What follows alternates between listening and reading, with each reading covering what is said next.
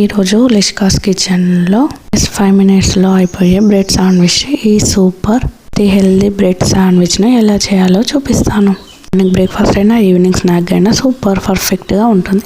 Lunch box కూడా చాలా బాగుంటుంది. ఎలా చేయాలో చూసేద్దాం. అయితే ఆనియన్స్, టమాటా ఇలా చిన్న చిన్న పీసెస్ కట్ చేసుకోవాలి. ఒక కప్పుల్లో టమాటో కెచప్, గ్రీన్ సాస్ అయితే పెట్టుకోవాలి. ఇక టమాటా పిల్లలకి పెద్దలకి కూడా అందరికీ నచ్చుతుంది.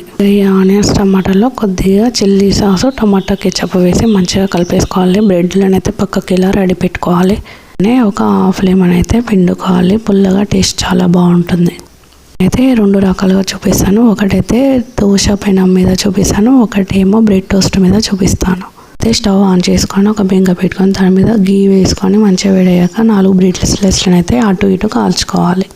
పెనం మీద అయితే ఇలా వచ్చాయి. అదే టోస్ట్ దాని మీద చూసేయండి. కొద్దిగా గీ వేసి 1 by 1 అయితే ఇలా అటు ఇటు అయితే కాల్చుకోవాలి మంచిగా. అని కూడా చాలా బాగుంటుంది. తినాలని అయితే ఎప్పుడెప్పుడు తినాలి, అయ్యిందా అమ్మ అని అరుస్తూ ఉంటారు. 1 by 1 అన్ని కాల్చుకొని ఒక ప్లేట్లోకి అయితే తీసుకోవాలి. తీసుకున్న వాటిని అయితే ఒక పెద్ద బ్రెడ్లు అయితే ఇలా హాఫ్ కట్ చేసుకోవాలి.